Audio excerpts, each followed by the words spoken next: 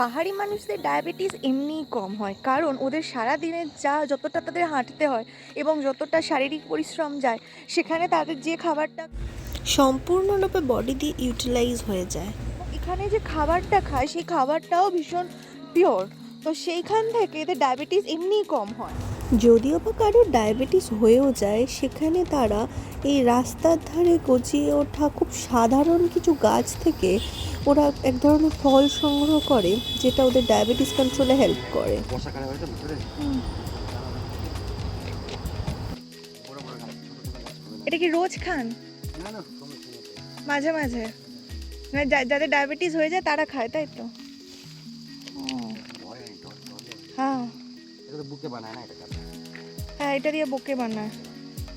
আচ্ছা, বাহ।